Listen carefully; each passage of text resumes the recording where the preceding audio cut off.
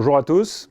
Alors j'ai perdu l'habitude de parler devant autant de monde, donc très heureux de vous avoir ici. Donc je travaille pour Elastic depuis maintenant 5 ans. L'idée aujourd'hui c'est d'avoir une petite discussion sur comment Elastic utilise l'intelligence artificielle dans la sécurité aujourd'hui.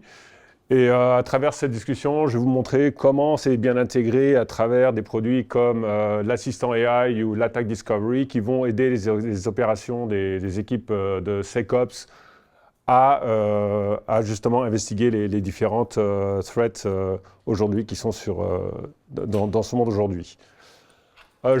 J'ai juste 30 minutes pour vous présenter peut-être quelque chose qui représente 20% de la solution d'Elastic.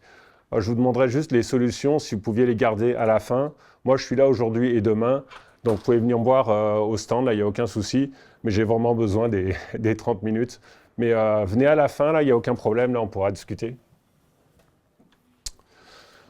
Donc, aujourd'hui, donc, Elastic a identifié à peu près 3 gros défis dans le monde de la sécurité aujourd'hui qui représentent quand même des choses assez challenging. Donc la première, c'est une constante évolution de la surface d'attaque, comme on dit, donc, qui est due au fait que la transformation numérique continue à s'opérer au niveau des entreprises. Donc on continue à déplacer des ressources numériques vers le cloud, des services vers le cloud. On a aussi une main-d'œuvre qui est encore hybride aujourd'hui, qui est toujours hybride et qui va beaucoup rester hybride. Beaucoup de travailleurs qui sont distribués. On a beaucoup aussi de shadow IT. Le shadow IT, c'est l'utilisation potentiellement de systèmes ou de logiciels qui ne sont pas, on va dire, approuvés par le département informatique. Et on a, bien sûr, on travaille tous avec des tiers, donc il y a beaucoup d'intégrations qui se font transversalement avec des systèmes. Donc tout ça génère ce premier défi qui est en fait une augmentation d'attaque, une augmentation de cette surface d'attaque qui peut être utilisée par des attaquants pour pouvoir, on va dire, pénétrer vos différents systèmes. Le deuxième, c'est les adversaires qui sont de plus en plus sophistiqués.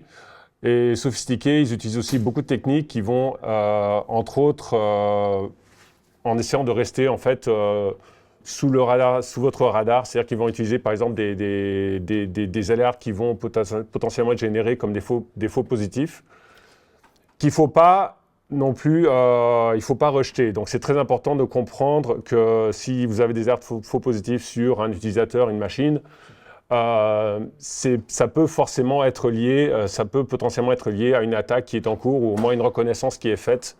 Donc il faut les prendre en compte. Et puis aussi le troisième point, c'est que les équipes SecOps aujourd'hui sont très surchargées. Il y a une pénurie mondiale de compétences en cybersecurity, donc ça rend les choses très très compliquées pour les équipes en termes de recrutement et de rétention professionnelle, de professionnels qualifiés. Donc ces 3 challenges, ces 3 défis font qu'au final ça ralentit les opérations de sécurité et ça augmente surtout les risques. Donc qu'est-ce qu'on peut faire avec ça? Donc l'intelligence artificielle, donc moi, je travaille pour Elastic depuis un peu plus de 5 ans maintenant. Il y a 5 ans, il n'y avait pas encore vraiment d'intelligence artificielle. On faisait beaucoup de machine learning. Et il y a 5 ans, je disais à mes clients, si vous faites de l'observabilité et de la sécurité sans machine learning, vous faites ça tout faux. Aujourd'hui, je vous dis, si vous faites de la sécurité sans intelligence artificielle, vous faites ça tout faux. L'intelligence artificielle est là, elle est là pour rester. D'accord? Donc Elastic fournit aujourd'hui des outils qui sont déjà en production, qui sont utilisés par bien des milliers d'entreprises à travers le monde, dans le monde de l'IA. Et on met donc tous ces outils à disposition des équipes SecOps pour pouvoir faire de la détection, de l'investigation et de la réponse. Maintenant, les menaces aujourd'hui, elles ne sont pas simples à identifier. Okay? Elles cherchent activement à éviter d'être repérées. Okay? Qu'est-ce que ça veut dire? C'est que pour la détection, donc il devient crucial d'avoir la capacité de distinguer une activité anodine d'une activité suspecte. Donc ça, c'est pour la détection. En termes d'investigation, les équipes doivent déterminer la cause première et l'étendue de l'attaque. Donc ici, on parle de rapidité et de précision. Tout cela devient très essentiel. Et ensuite, à la réponse, donc une réaction très rapide peut faire la différence entre une simple perturbation et un dommage catastrophique.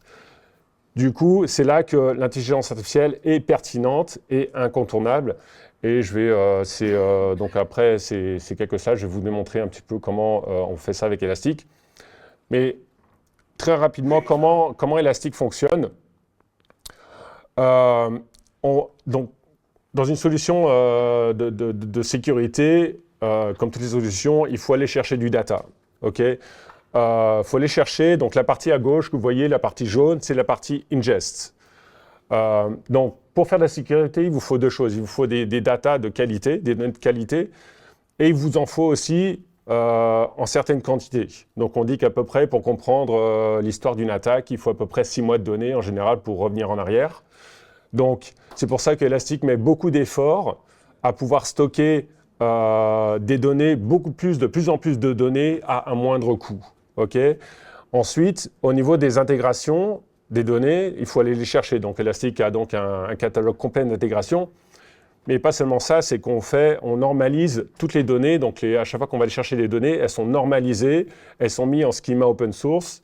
D'ailleurs, l'Elastic Common Schema, qui est donc le schema Elastic, est aussi open source. Et si vous faites de l'open télémétrie, l'Elastic Common Schema a été donné aussi à l'open télémétrie. Donc ça aide beaucoup en termes d'intégration. Et ça nous permet aussi d'enrichir au passage, du coup, lors d'aller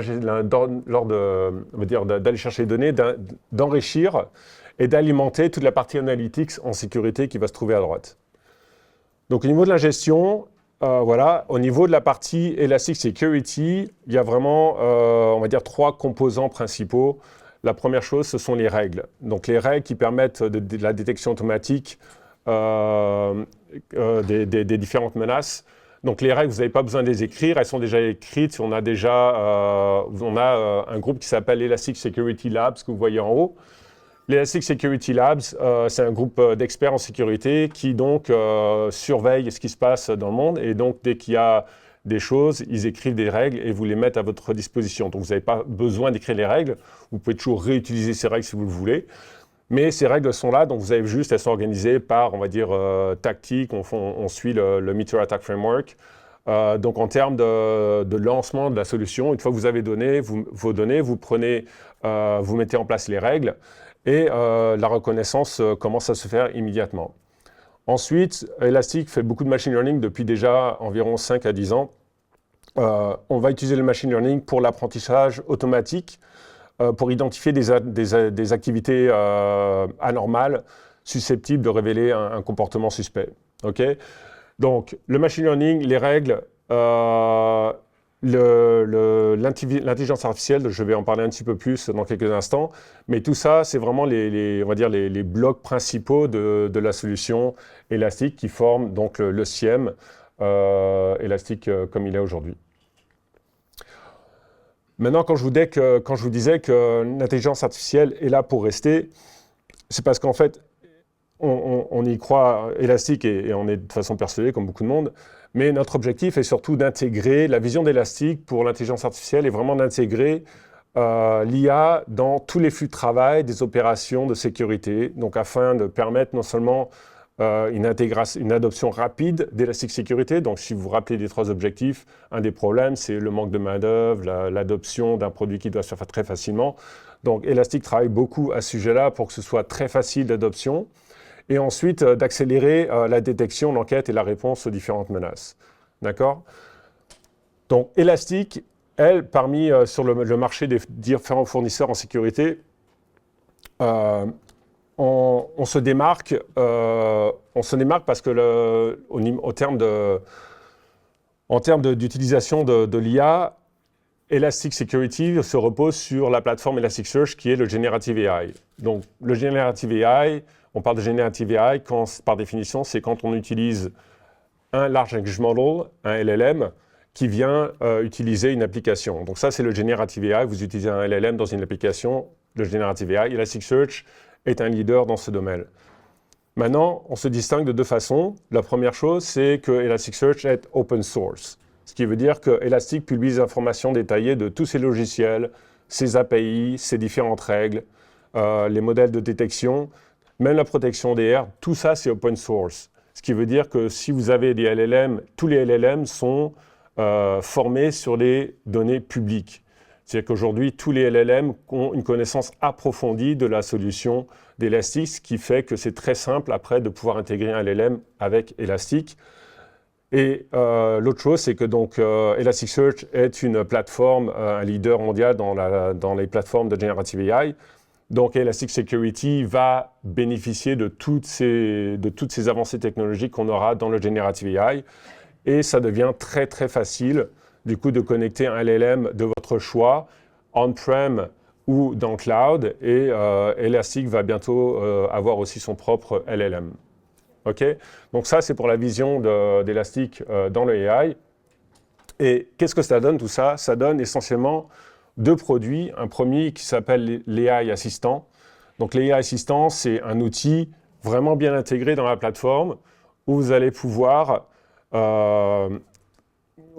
l'assistant a vraiment littéralement accès à toutes vos données, donc le contexte de votre entreprise, vos données d'entreprise, directement dans la partie Elastic, et ça vous permet de discuter avec lui et de poser des questions en direct pour vous aider à investiguer des menaces. Donc ça, c'est l'AI Assistant.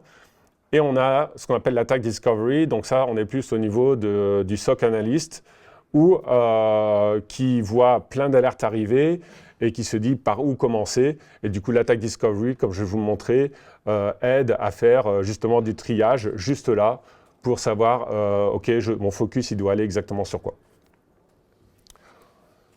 OK? Alors, ça, donc, juste pour avoir une petite idée, ici, qui ne connaît pas Elastic? Super. D'accord, donc la solution Elastic, là on est sur la partie sécurité. Donc il y a un monde de l'observabilité, puis il y a un monde Search, Generative AI aussi. On est vraiment sur la partie sécurité. Donc une fois que j'ai donc, quand je parlais d'ingest, une fois que j'ai rapatrié toutes mes données, j'ai connecté mes différentes sources, j'ai mis mes règles en place, vous allez avoir différents types d'alertes qui vont donc apparaître. OK ? Le challenge dans tout ça aujourd'hui, dans le monde de la sécurité, c'est que, OK, là j'ai, on va dire, 106 alertes. J'en ai, on va dire, 4 qui sont critiques, voire très critiques. Et j'en ai 102 alertes qui sont probablement low. Donc, avant ça, je dirais, OK, je suis security analyst. En général, je fais d'autres choses à côté. Je ne fais pas que ça, donc je n'ai pas beaucoup de temps. Je vais investiguer ces 4 et puis je verrai pour les 102. Le problème, c'est quand je vous disais que les alertes, aujourd'hui, les adversaires sont très sophistiqués, il ne faut pas oublier que ces 102 alertes peuvent potentiellement dire quelque chose. Il y a potentiellement, si on les regroupe ensemble, probablement que quelqu'un essaye peut-être de s'infiltrer sous votre radar, encore une fois. Et le challenge, il est, OK, d'accord, mais quelle attaque j'ai actuellement? Comment je sais par où je commence? Je n'ai pas 4 heures à passer ici à investiguer tout ça. Donc c'est là que l'intelligence artificielle devient très très pertinente. On a ici à gauche ce qu'on appelle l'Attack Discovery. Juste en appuyant ici, ce qu'on a fait là, en un clin d'œil, en fait ça tourne un peu en arrière-plan, c'est que ça prend les 106 alertes. Donc ça, c'est votre contexte. Donc quand on parle de Generative AI, on a besoin de contexte. On va prendre on va dire les requêtes, toutes ces alertes et leur contexte, donc les utilisateurs, les hosts, les alertes qui sont venues. Je vais prendre tout ça et je vais demander à un LLM de me dire, OK, qu'est-ce que tu en penses? Je pense que j'ai des attaques en cours. Est-ce que tu peux me les regrouper et me dire lesquelles, quelque part, vont ensemble? Et c'est ce que fait l'Attack Discovery, c'est qu'en quelques minutes, vous avez littéralement toutes ces alertes. On a donc 10 alertes. On est passé de 106 alertes à 10 alertes, donc 2 discovery. Et ce que fait... les LLM sont très forts, d'accord? Les LLM, ils peuvent vraiment...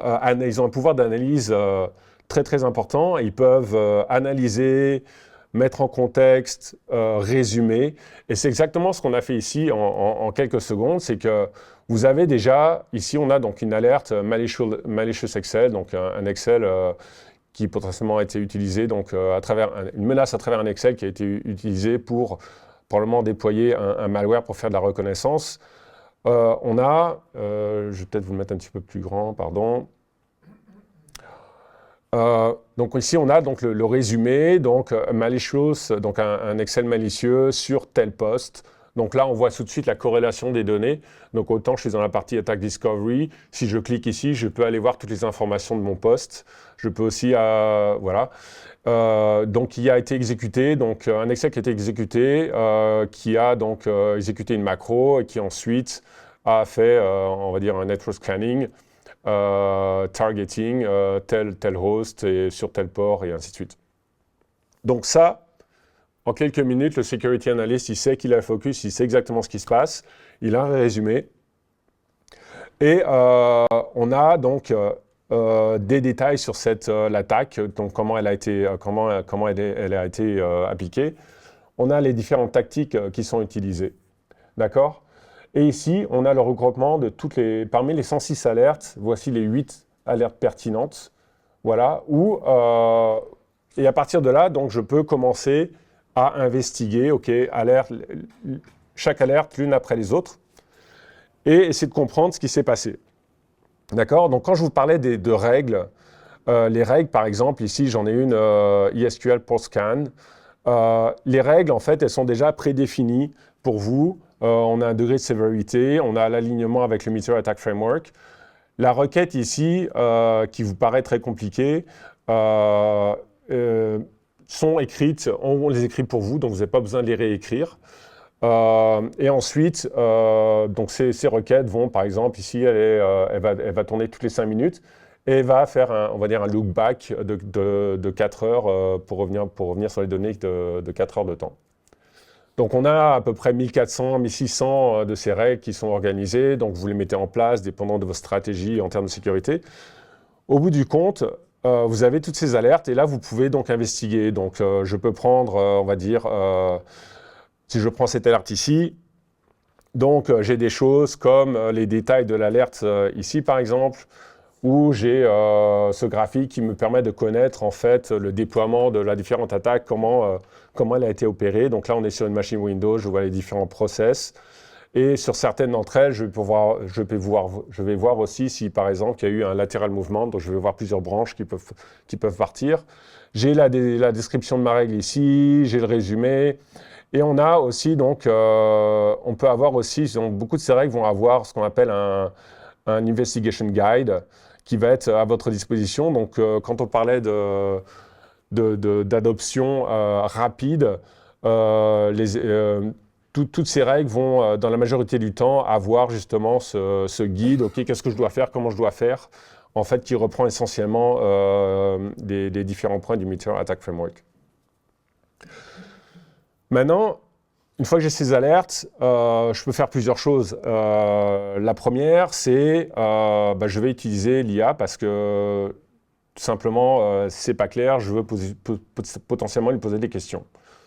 Donc, quand je vous parlais qu'il est bien intégré, voilà. Donc là, j'ai ce qu'on appelle l'assistant AI, ici, que je peux démarrer très facilement. Et je peux lui poser des questions. Donc, je vais lui poser, et ça, du coup, je vous le fais en français, mais enfin en anglais, mais on pourrait très bien discuter avec lui en français. Donc, comment est-ce que je pourrais remédier et répondre à cette attaque sur tel poste? Et s'il te plaît, inclus-moi tous les guides qui sont à ta connaissance et potentiellement des vidéos s'il y a besoin. OK? Donc, le Generative AI, ce qu'il fait ici, c'est que déjà, on a ce qu'on appelle dans Elasticsearch un knowledge base, donc une base de connaissances qui peuvent être utilisées par les assistants. Donc, si vous avez déjà des investigations qui ont été faites, vous pouvez on peut les inscrire dans cette knowledge base. Il a aussi son propre training. Et tout ce que vous voyez ici, donc la réponse en tant que telle, how to remediate, donc retirer le malicious file, clean up the registry, patch up the system, et le fait d'avoir la vidéo et potentiellement des indications, plus en plus d'informations. À partir de là, tout ça, là, c'est du Generative AI. D'accord ? Le fait de pouvoir intégrer et d'avoir toute cette corrélation de données et ces données qui sont bien formatées, c'est purement du Generative AI. Et à partir de là, vous pouvez vraiment avoir, donc, comme tout AI aujourd'hui, vous pourriez avoir des discussions. Mais ce n'est pas tout, vous pouvez aussi lui demander des conseils. Par exemple, comment est-ce que je pourrais générer une query ISQL pour rechercher les logs pour cet utilisateur. Donc, l'assistant ici, là, il peut donc vous aider à traiter les données, vous conseiller, vous écrire des requêtes, vous créer des visualisations. Donc, en termes de reporting, si vous avez besoin de faire, par exemple, donne-moi le top 25 des dernières menaces que j'ai eues sur les dernières 48 heures ou le dernier mois pour un rapport que je dois faire, vous pourriez lui poser la question, il pourrait créer tout ça. OK? Il n'y a pas un bouton « Fais-le ». Pas encore. Pas encore. Sauf si on va peut-être... pas encore, non. Mais au-delà de ça, donc, l'assistant AI, donc, il est à travers toute la plateforme, que vous soyez en sécurité, en observabilité et en search. Au-delà de ça, je veux dire, les actions suivantes, je veux aussi pouvoir documenter ce qui se passe. Donc là, je vais créer un case. Donc là, ça, c'est très, très standard. Donc, je peux choisir un assigné, créer des tags, créer des tags, en fait, catégories, ainsi de suite. Je peux aussi me connecter, par exemple, à une plateforme comme ServiceNow. On a plein de connecteurs pour pouvoir envoyer ces cases et pouvoir les tracer. Ce que je vais faire, c'est que je vais juste créer sans vraiment rien documenter. Et ensuite, je vais réouvrir le case. Donc, pour ceux qui font de l'investigation et qui ont travaillé en tant que SOC analyste, documenter un case, ça prend du temps. Et là, avec encore une fois le Generative AI, et un clic ou quelques clics en tout cas pour créer le case, tout ça est documenté automatiquement, formaté pour vous. On a le résumé de l'attaque ici. Et ensuite, on a donc les différentes alertes qui sont enregistrées. Et du coup, vous pouvez commencer vraiment à investiguer ou voir si c'est juste du triage. Vous pouvez envoyer ça à un autre spécialiste. Et ensuite, prendre ça en charge. Voilà, donc essentiellement, l'AI Assistant, à travers l'attaque Discovery et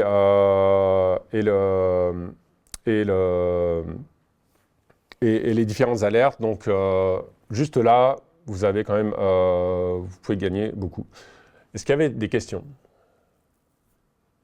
Est-ce que vous avez un agent qu'on peut installer sur les... Donc, la question, est-ce qu'on avait un agent? Oui, donc Elastic vient avec un agent qui peut servir à multiples choses. Donc, cet agent, vous le déployez, et quand il est déployé, vous émettez une police dessus. Cette police, elle va lister toutes les intégrations que vous voulez utiliser. Donc, je peux utiliser, par exemple, pour la sécurité, Elastic Defend. Elastic Defend donc, va vous protéger en tant que malware, par exemple, et antivirus sur la machine. Une police peut aussi aller chercher les logs de vos pare-feux, de vos domaines, de différents domaines contrôleurs, et ainsi de suite. Donc, oui, on a un agent, et vous avez juste à déployer la police qui va avec. Tout à fait, c'est une très bonne question. Quand vous avez des alertes ici qui apparaissent, par exemple dans l'attaque Discovery ici, j'ai mis différentes alertes. Là, je peux investiguer et ici, je peux prendre des actions. Donc, on a par exemple, on peut répondre, on peut donc isoler un poste, on a des sections de réponse, mais on peut aussi utiliser, je ne sais pas si vous êtes familier avec OS Query. OS Query, c'est un outil open source en fait, initialement déployé par Facebook, développé par Facebook, donc qui est vraiment OS agnostique, et qui va permettre d'aller chercher des informations sur une machine, purement sur une machine, pour directement et avoir des scripts qui peuvent tourner occasionnellement. En termes d'orchestration, donc on a des intégrations vers des connecteurs, vers des solutions comme ServiceNow, Webhook. Elastic vient d'acquérir une solution qui s'appelle Keep, qui va pouvoir donc créer des workflows d'automation directement avec la solution élastique. Donc on va pouvoir vraiment organiser la réponse proprement avec, comme une propre solution SOAR. Donc ça devrait arriver dans les prochains mois. Est-ce que ça fait du multitenant?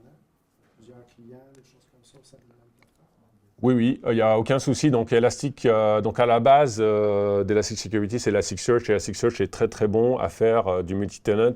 On a ce qu'on appelle un très fort framework en Role-Based Access Control.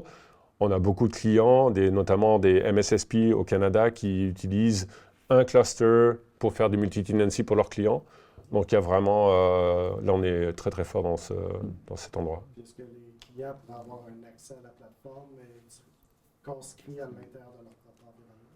Voilà, donc les clients, est-ce qu'ils peuvent vos clients multi-tenant peuvent avoir accès à la plateforme? Oui. Donc, vous pouvez créer des différents espaces par client et assigner leurs données, on va dire, à travers les rôles pour qu'ils ne voient que leurs données. Vous n'avez pas besoin de créer 25 000 dashboards. Là, vous pouvez faire juste un dashboard et vous allez indexer donc, les données du client à travers des tags dans un index où il y a son propre nom ou des champs où on peut facilement identifier sa donnée. Dernière question, au niveau reporting, est-ce que vous avez des reporting qui peuvent être faits administratifs pour les clients, montrer la performance du système, puis intégration Power BI éventuellement? Oui, donc on a une intégration Power BI et en termes de reporting, on a toute une partie qui s'appelle donc dashboard ici. Donc quand vous déployez des solutions, des intégrations, vous avez donc accès à un catalogue. Donc là, je suis sur une plateforme de démo, je n'ai pas accès. Mais donc, vous avez accès à un catalogue d'intégration. Chaque intégration, quand vous la déployez, déploie une série de dashboards, puis tout ce qui est, on va dire, les pipelines pour parser les données. Donc, à partir de là, donc, chaque intégration va avoir son propre dashboard. Vous allez avoir donc les dashboards, on va dire, disponibles dans la partie, on va dire, sécurité. Ici, mais on a aussi donc tous les dashboards qui vont être disponibles, on va dire de façon plus analytics. Okay. Merci. Est-ce qu'il y avait d'autres questions?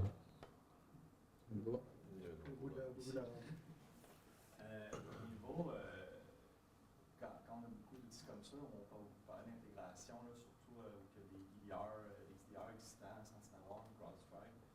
Le produit Elasticsearch, comment il va s'intégrer conjointement pour installer les deux agents, ou est-ce qu'on peut éviter d'avoir deux agents sur un poste, juste en avoir un, puis exploiter les mêmes logs et les features de ces intégrations? Je dirais que c'est plus une stratégie, d'entreprise. Donc l'agent Elastic peut travailler à côté être sur le même poste avec par exemple Defender ou l'agent CrowdStrike. Il y a des bénéfices. Par exemple, avec l'agence CrowdStrike, lui, il peut très bien travailler de son côté. On a une intégration avec CrowdStrike, donc on peut vraiment tout rapatrier aussi, toutes les données de CrowdStrike dans Elastic. L'idée, c'est vraiment que Elastic soit vraiment une plateforme centralisée pour la sécurité. Donc ça, il n'y a vraiment aucun problème.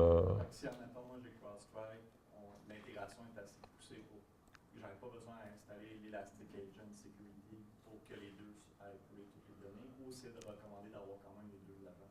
Non, il n'y a aucune recommandation à ce sujet-là. Donc, vous pouvez utiliser Elastic pour la partie SIEM et garder CrowdStrike.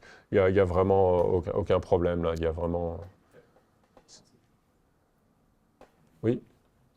On sait que la LLM peut halluciner. Dans votre cas, est-ce que vous avez fait des tests pour voir, pour les attaques qu'elle a identifiées, des attaques qu'elle n'a pas pu identifier, ou bien pour les attaques qu'elle a identifiées, est-ce que vous avez des erreurs? Est-ce que vous avez fait des tests avec? Oui, donc on a, c'est documenté dans la partie Elastic Security. Là, si vous regardez la documentation, nous, on benchmark les différents LLM utilisés. Donc là, par exemple, ici, sur Attack Discovery, j'ai du GPT 4.1, Gemini, Sonnet. Donc on peut vous orienter sur lesquels sont les plus propices, mais l'hallucination est surtout, en général, l'hallucination arrive si vous avez, donc, ce que vous ne voyez pas ici, ce que vous n'avez pas vu, c'est quand on travaille avec des LLM, je ne sais pas si les gens, à quel point vous connaissez un peu comment on peut travailler avec des LLM. Il faut vraiment les guider. Les LLM, eux, tout ce qu'ils savent faire, c'est une relation entre un mot et un autre. C'est tout ce qu'ils savent faire. Donc, ils font une probabilité que j'identifie que par rapport aux différents mots que j'ai eus avant, je pense que le prochain mot va être celui-là. Et il y a vraiment, c'est purement tout ce qu'ils font. Un mot à la fois, ils vous mettent des mots les uns après les autres. D'accord ? C'est pour ça qu'on a ce qu'on appelle du prompt engineering. Donc, on crée un prompt, on leur dit, OK, là, tu es un expert en Elastic Security, tu ne vas répondre qu'à la question et avec le contexte qu'on va te donner. Si tu ne connais pas la réponse, tu nous dis bien que tu ne connais pas, tu n'essayes pas d'inventer une réponse. Donc tout ça, il y a un gros travail de prompt qui, nous, on fait déjà pour vous, mais que vous pouvez aussi ajouter des prompts additionnels aux besoins. Donc c'est comme ça qu'on va gérer l'hallucination. Et bien sûr, forcément, le modèle que vous avez utilisé, donc on a un benchmark où on va vous dire oui, c'est excellent, c'est bien, moins bien, et ainsi de suite par rapport au use case. Est-ce qu'il y avait d'autres questions? Autre question, le dîner va vous être servi à l'avant, à l'endroit où vous avez pris vos badges, il y a des tables qui sont là. Et en même temps, vous avez un panel de discussion dans Mascoutin 5 qui est la gestion responsable des renseignements personnels. Merci beaucoup. Merci. Merci.